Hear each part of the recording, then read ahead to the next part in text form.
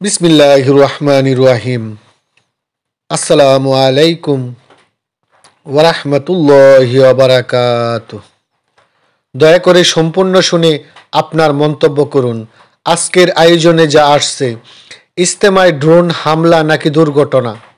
পরিবেশনায় মোহাম্মদ আসাদুল্লাহ ফকির। তুরাক তীরে জমায়েত হয়ে মুসলমান জ্বালাই ইমানের আলো, ভ্রাতৃত্বের বন্ধন গড়ে একসাথে যেন মোনাজাতে কান্নার ঢেউ উঠল।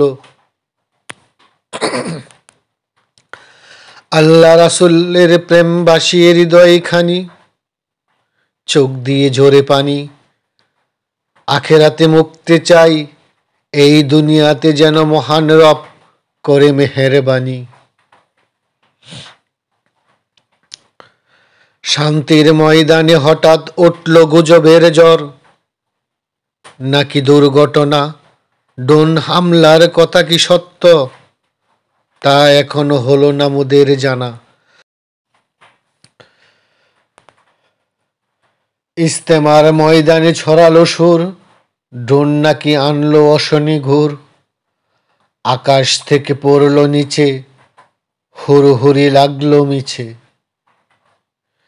মুনাজাত চলছিল হৃদয়ে ভরে, আর আল্লাহর নাম মুখে সবার জোরে।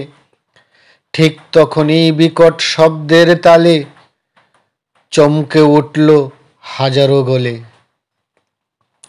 কেউ বলল হামলা হলো, কেউ বা ছুটল প্রাণ বাঁচালো। গুজব ছড়িয়ে চারদিকে, আতঙ্কে কেঁপে উঠল মানুষের বুকে। কিন্তু পরে জানা গেল এ ছিল ভুল, ভয় না পেল, হামলা নয় দুর্ঘটনা। ভুল বুঝাবুঝি আনলো যন্ত্রণা। কেন তবে এমন হয়, গুজবে কেন মানুষ পায় ভয়? শান্তির পথে চলতে গিয়ে বিভ্রান্তি ছড়ায় মানুষের হৃদয়ে। সাবধান হতে হবে ভাই, মিথ্যা খবরে কান্না দেই তাই।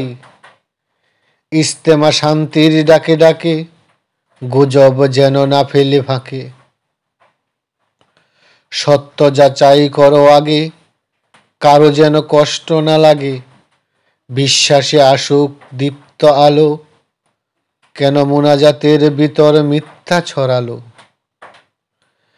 কেন জানি আমরা অন্যকে দোষ চাপিয়ে দিতে পছন্দ করি, কোনো কিছু যাচাই না করে তার বিরুদ্ধে যা ইচ্ছা শুরু করি।